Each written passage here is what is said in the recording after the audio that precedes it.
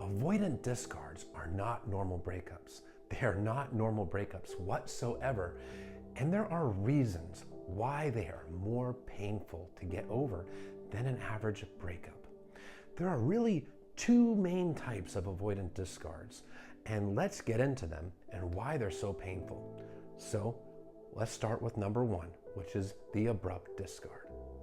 The abrupt discard is blindsiding. It comes out of nowhere. Everything seemed wonderful. You guys were in an extended honeymoon phase. Cloud nine. You felt like you met your twin flame. Closeness is building. Perhaps you just took a holiday together. You traveled the world. Maybe you just met each other's families. Or you went shopping for wedding rings. And then out of nowhere, I'm just not ready for a relationship right now.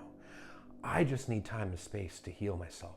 Or the spark is gone. I just lost feelings. It's out of nowhere. I can't give you what you need.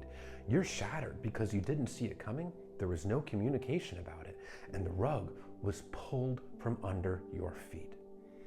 This is a very painful breakup to go through because it gave you no warning. You were riding cloud nine. Your dopamine levels, your oxytocin levels, those feel-good hormones that go off in your brain are riding high.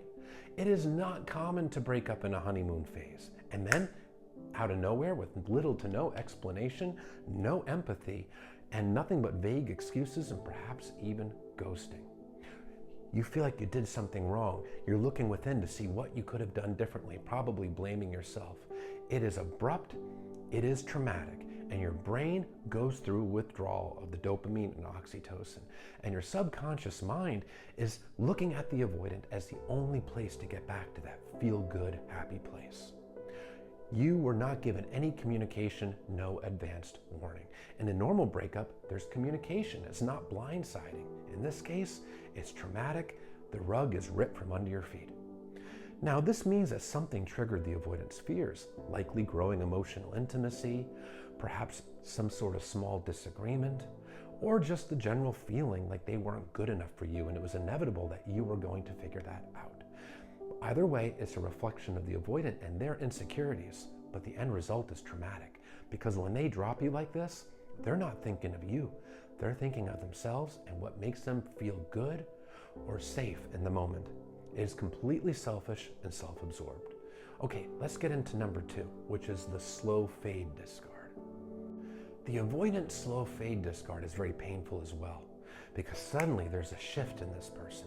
Everything felt like it was going great. Again, you felt like you're on cloud nine, but suddenly they're slowly, progressively becoming more and more distant, less mushy.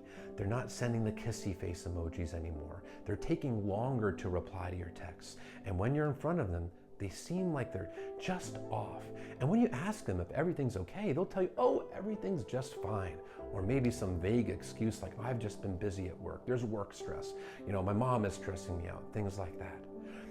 But they keep telling you everything's fine, but you can notice the shift and you're likely blaming yourself. And this can drag on and on and on as you feel this person slipping through your fingers. It is very painful because you're desperately trying to figure out how to save the relationship, and this person is not communicating with you at all about what's going on. Now, eventually, this leads to a couple different things. They ended, possibly even just ghosting you, or you ended because you can't take it anymore. They're not communicating with you and you're not getting any answers, no closure, and you get to the point of anxiety where you just can't take it and you end it, which is also often followed by self-blame where you think that maybe you were being selfish and you could have saved the relationship.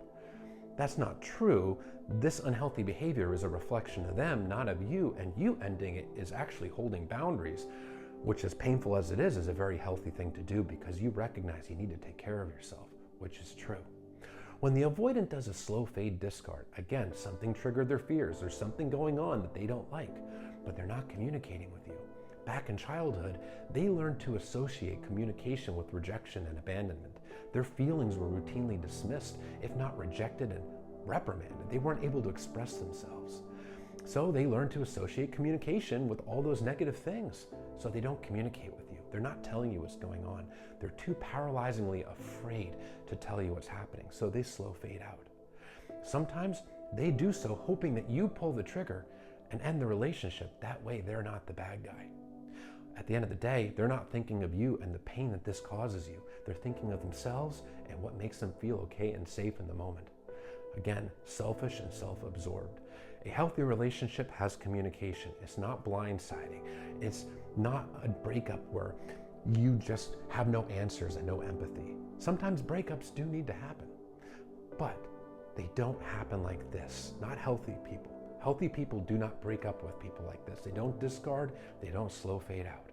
If that happened to you, that's a reflection of the person who discarded you or slow faded on you.